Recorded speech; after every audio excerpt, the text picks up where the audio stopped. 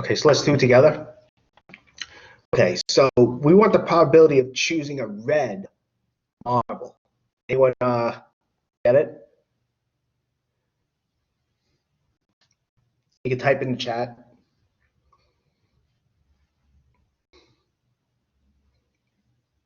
Anyone?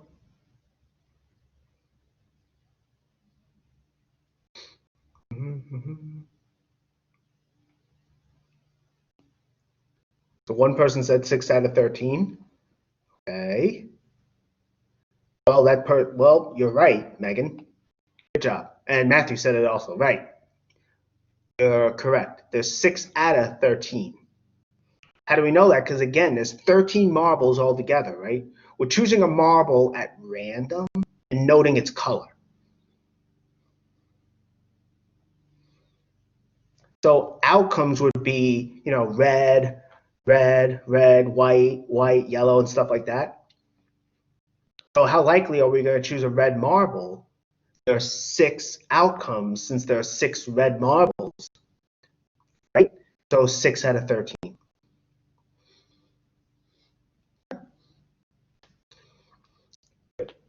Okay, that's good. Okay, let's see what I was going to say. Okay, what about choosing a white marble? Well, it's similar, right? A white marble, except there's only 2 white marbles, right? 2 out of 13. That's what a bunch of people said. Good job. 2 out of 13. Exactly. Okay, that's good. Now, so okay, so now for the next one, what about not choosing a yellow? Well, someone's wrote 8 out of 13. Right, how do we do that? Well, to not choose a yellow, we would have to choose, right, one of the 6 red or one of the 2 white. So there's 8 marbles.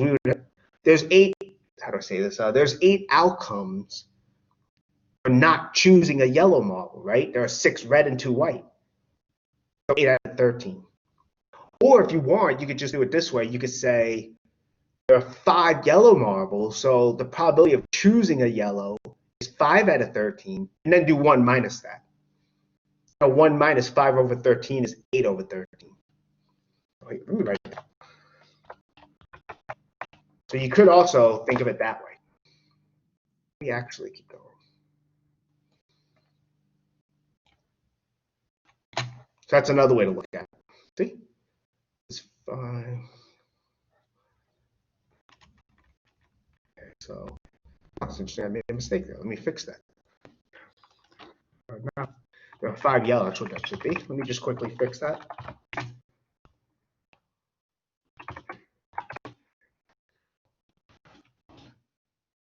So it's 1 minus that. Okay. Well, again, you could choose either one of the 6 or one of the 6 red or one of the 2 white. So there's 8 outcomes that correspond to not choosing a yellow. So you could think of it that way also. Okay, that's one example. Let's do another one. Oh,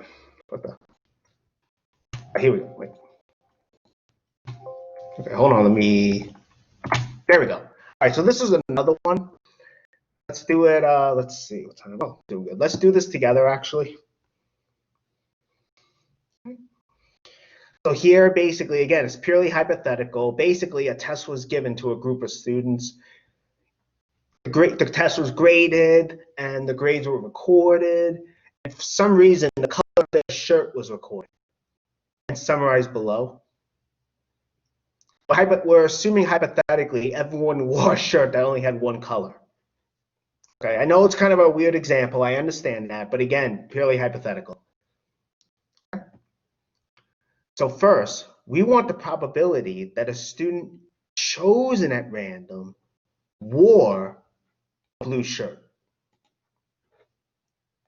Right? So what would we need? Well, we need to know how many students there wore a blue shirt. Well, that's 29, right? I have that total over here.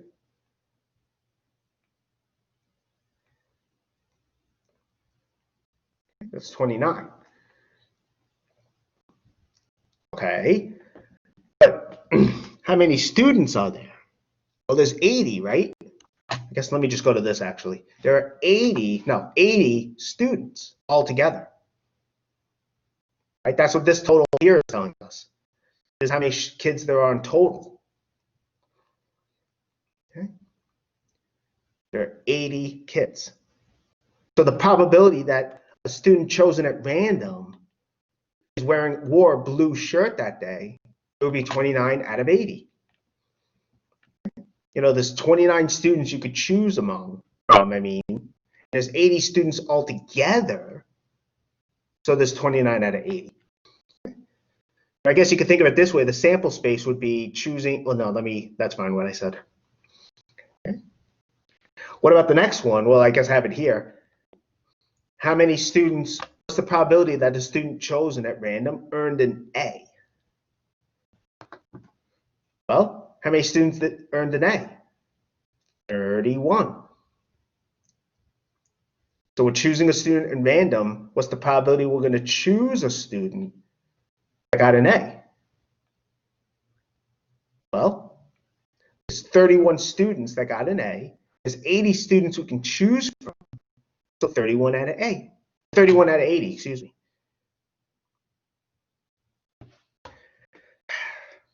Should let you guys try this one, but that's all right. What about this one? Let's find the probability a student chosen at random did not earn a B. Well, there's different ways of approaching that, actually. We could look at how many students earned a B, right? Find that probability, which is 19 out of 80. But then we can subtract it from 1, right? Actually, wait, hold on. That should be a C, that's why. Let me fix that. My mistake. Yeah, what I did was probably I originally had it as a B. There we go, that's better. My mistake. So it should have been a C, not B. Sorry. Easy to fix though. That's what I'm doing now. Here we go. So for the probability that a student chosen at random did not earn a C, I mean, it's really the same idea as I was almost saying. But basically, there are 30 students who got a C, right? There are 80 students altogether. So we have the probability of a student earning a C is 30 out of 80. But we want to know how likely is it that we chose a student who did not earn a C. So we would do 1 minus that, which is 50 out of 80.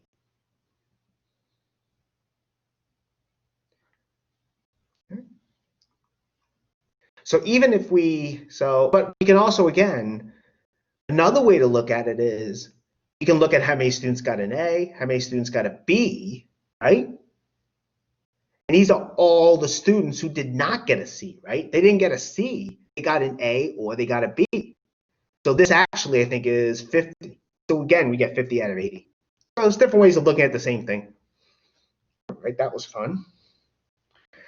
Okay, any questions on that?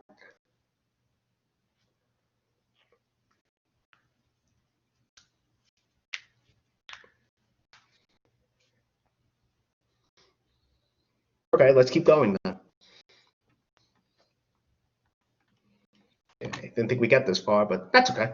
So the notes. So here now, what we're going to look at is something kind of similar to, well, I mean, it's another way of saying how likely something will occur. It's the odds. They have this thing called the odds in favor of and the odds against. Now, unfortunately, it is related to probability, but it's not quite the same thing. You'll see by definition, it's actually really just a ratio. It's not really a fraction. A probability you can write as a fraction, okay? But odds you write as a ratio. However, you can convert between the two. And in fact, you can use probability to determine the odds. And this is actually how it's defined. So the odds for or in favor of an event, by definition, it's the number of ways the event can occur 2 the number of ways it cannot occur. This is a colon here, okay?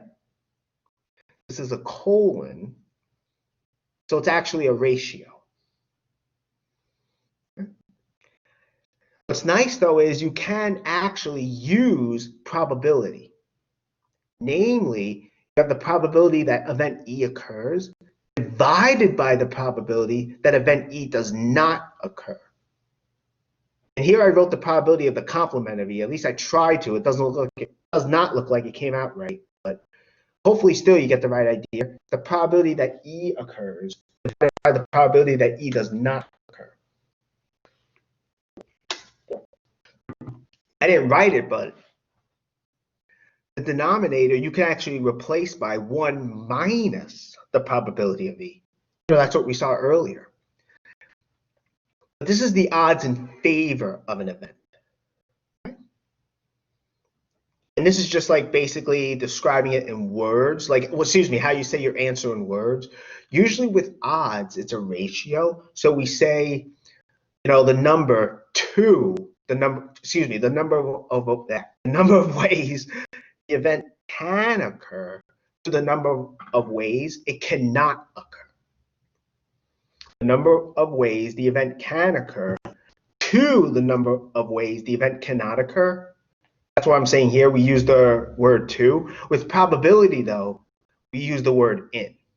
Kind of like what we said before. We have although I said 1 over 6, but generally people say in. So if you see a probability like 1 over 5, we'll say 1 in 5. I think before I was saying 1 over 5, which I guess is okay because we're talking about a fraction.